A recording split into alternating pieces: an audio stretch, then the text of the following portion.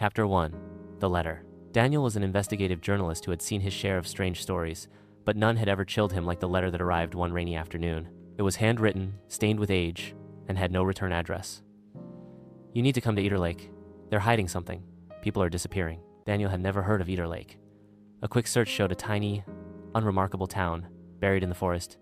No recent news, no crime reports. But the message stirred something in him. He packed a bag and left that night. Chapter 2. Arrival at Eater Lake was surrounded by thick, whispering woods. The air was damp, the streets empty. The few locals he encountered stared at him but didn't speak. Their eyes held a strange emptiness. He checked into a dusty inn run by an old woman who never introduced herself. As she handed him the key, she muttered, "They'll come after dark. Stay inside." That night, Daniel heard scratching on his window. When he looked out, the streets were empty, but the trees seemed closer. Chapter 3. The Disappearances. Over the next 2 days, Daniel discovered that Eater Lake once had over 500 residents. Now it barely held 50. There were no graveyards, no police, and no internet connection. The town was silent. Too silent. He met a girl named Clara, one of the few who would speak.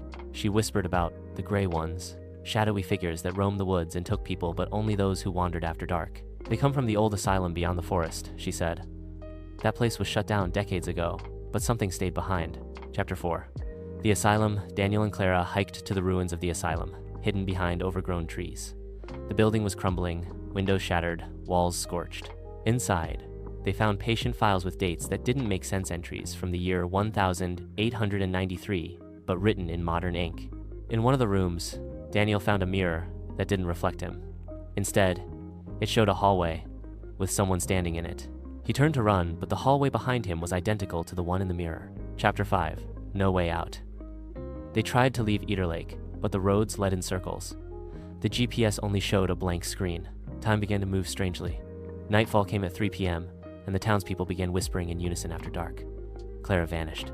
In the inn, Daniel found the same letter he had received, only this one was addressed to someone else, dated 5 years earlier. Chapter 6. The Truth. He pieced it together. Eater Lake wasn't a normal town. It was a trap, a place caught between realities, feeding on those who came searching. The asylum hadn't been abandoned. It had shifted into something else, something alive. In the end, Daniel tried to send his story to the outside world. He left his recordings in a box labeled with a single word: run. Weeks later, a letter arrived at a newspaper office in a different city. No one knew who sent it.